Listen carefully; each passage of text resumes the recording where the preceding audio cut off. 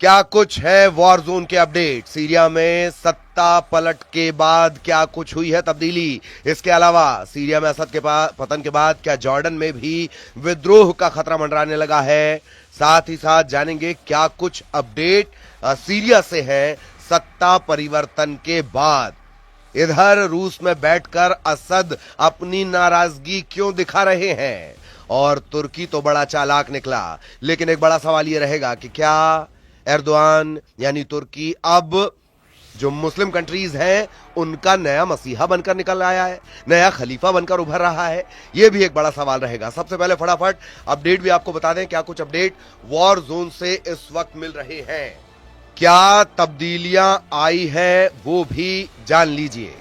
असद सरकार के जाने के बाद, बशर अल असद के जाने के बाद सीरिया में किस तरह की स्थितियां हैं वो आपको बता दें। 8 दिसंबर 2024 को दमिश्क पर विद्रोही गुट हयात तहरीर अल शाम एचटीएस इसके कब्जे के बाद असद देश छोड़कर रूस चले गए हैं। सीरिया में सरकार है नहीं। अब जान लीजिए ट्रंप ने क्या कुछ कहा है कि तुर्की ने सीरिया में सत्ता परिवर्तन करवाया है। विस्तार से भी बताएंगे। संयुक्त राष्ट्र के विशेष दूत ने बैठक की है। विद्रोही नेता अहमद अल शरा ने दमिश्क में सीरिया के लिए संयुक्त राष्ट्र के विशेष दूत गिर पेडरसन के साथ एक बैठक की है। गोलान हाइट्स पर इजराइल की नजर लगातार बनी हुई है। इजराइल सरकार गोलान हाइट्स में बस्तियों के विस्तार की योजना को मंजूरी दे चुकी है। यह हमने आपको विस्तार से भी बताया है। डेमोग्राफी चेंज, रूस ने सीरिया के कुछ राजनयिकों को निकाल दिया है। इसके अलावा ब्रिटेन ने एचटीएस के साथ राजनीतिक संपर्क स्थापित कर लिया है। ब्रिटेन की जो सरकार है वो तहरीर अल शाम, हयात तहरीर अल शाम, इसके साथ राजनयिक संपर्क बना रही है। इसके साथ ही सीरिया संकट का जो असर है वो हिजबुल्लाह पर भी है। हिजबुल्लाह के नेता नईम कासिम मान रहे हैं कि सीरिया में जो संघर्ष हुआ उसका असर उस मार्ग पर पड़ा है जिसके जरिए उनके हथियार पहुंचा करते थे। असद सरकार के पतन के बाद शनिवार को पहले टेलीविजन संबोधन में कासिम ने ये बात स्वीकार की है। इसके अलावा सीरिया के जो निष्कासित राष्ट्रपति हैं बशर अल असद, सोमवार को उन्होंने कहा कि सीरिया को छोड़कर वो जाना नहीं चाहते थे। देश छोड़ने की कोई योजना नहीं थी, वो लड़ना चाहते थे, लेकिन रूस ने उन्हें वहां से निकाल लिया। और सीरिया के हालात पर ईरान क्या कुछ कह रहा है। सीरिया में विद्रोही बलों के द्वारा बशर अल असद की सरकार को उखाड़ फेंके जाने के बाद ईरान ने कहा कि वर्तमान स्थिति में इस बारे में फैसला करना जल्दबाजी होगी।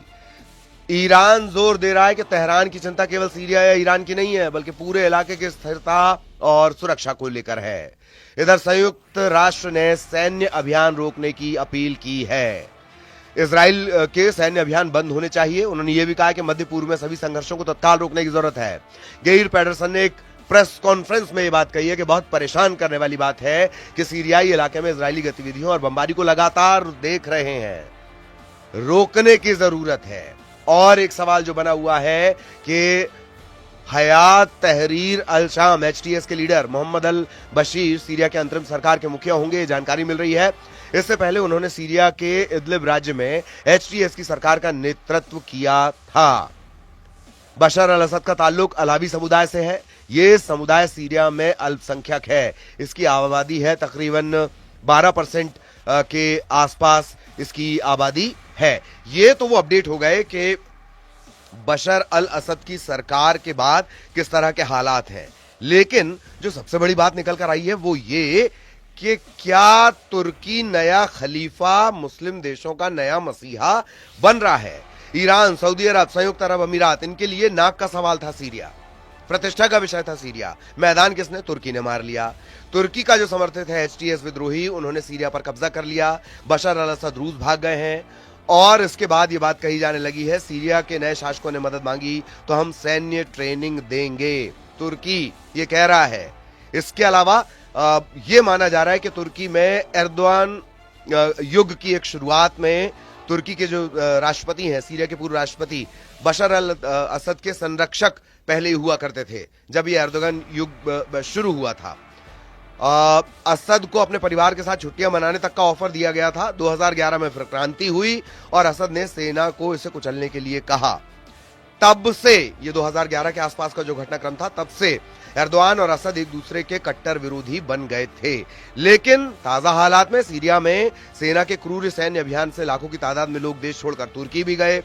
अमेरिका की जो स्थितियां थीं उस समय बराक ओबामा को इस बात के लिए वो सहमत नहीं कर पाए थे तुर्की कि सीरिया पर हमला करें, असद की सरकार को हटा दें। ये तो इतिहास हो गया। अब सवाल ये है कि क्या तुर्की ने एक चाल चली और असद की सरकार गिर गई? तुर्की ने सीरियन नेशनल आर्मी की मदद से सीरिया के कुर्दों पर हमला कराया, जो तुर्की के दरवाजे पर एक नया देश बनाना चाहते थे। कुर्दों की रक्षा में अमेरिका के भी 900 सैनिक तैनात हैं। एसटीएस के विद्रोही रूसी सेना से लड़ते थे, लेकिन पुतिन सेना के घातक हथियारों की वजह से वो सिर्फ इदलिब तक सीमित रहते थे। ये अतीत है। अब स्थितियां बदल गई हैं। तुर्की को अपनी सेना सीरिया की जमीन से हटाना होगा। ये असद ने मांग भी की थी, बातचीत यहीं पर रुक गई थी। इसके बाद जो एर्दोगन है, उन्होंने एचटीएस और सीरियन नेशनल आर्मी को अलेप्पो में एक सीमित एरिया में कार्रवाई के लिए कहा, और इस चाल से यह कोशिश हुई कि सीरियाई राष्ट्रपति को संबंधों को सामान्य करने के लिए बाध्य किया गया। एर्दोगन और उनके सलाहकारों के भरोसा था कि सीरिया के जो लाखों शरणार्थी हैं वो तुर्की से वापस लौट जाएंगे। तुर्की का यह सीमित अभियान असद की तबाही बनकर आया। कुछ दिन में उनकी सेना भाग खड़ी हुई। ये एक चाल के तौर पर देखा जा रहा है जो तुर्की ने चली है। अब जो बात कही जा रही है, जो मुस्लिम कंट्रीज है, जो इस्लामिक देश हैं, उनका क्या कुछ कहना है?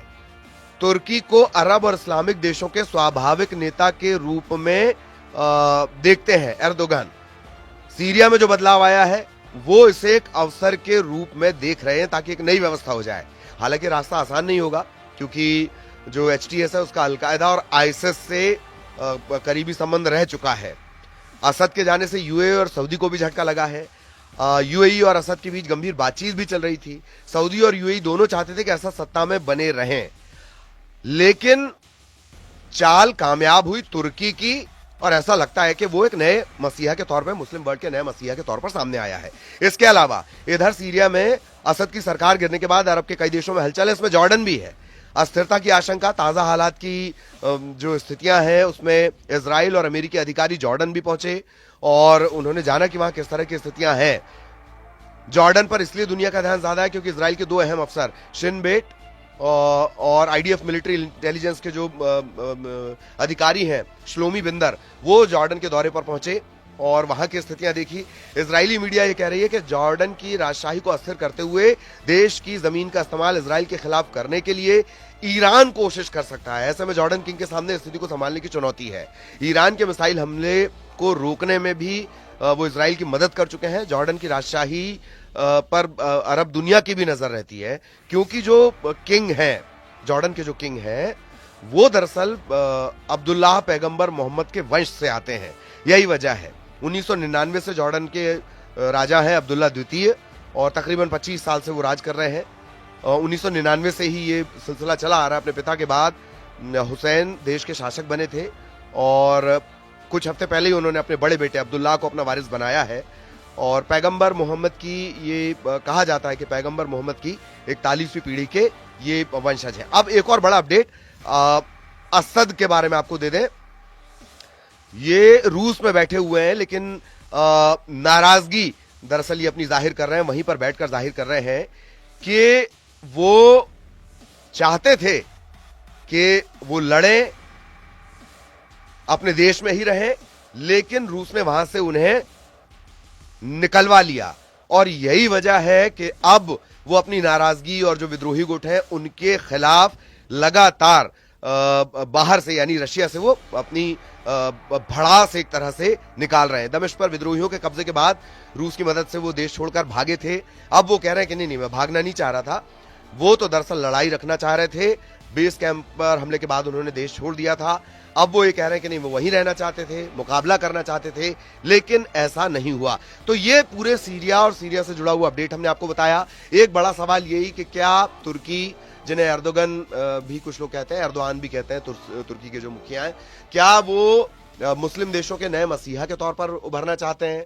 ये अरब कंट्रीज का या मुस्लिम वर्ल्ड कंट्रीज का, इस्लामिक कंट्रीज का नया टेंशन है, जो चाहते थे कि सीरिया में बशर अल असद की सरकार रहे, लेकिन तुर्की की चाल से सीरिया में हो गया तख्ता पलट। तो ये वो तमाम अपडेट्स हैं जो इस वक्त वॉर जोन से मिल रहे हैं।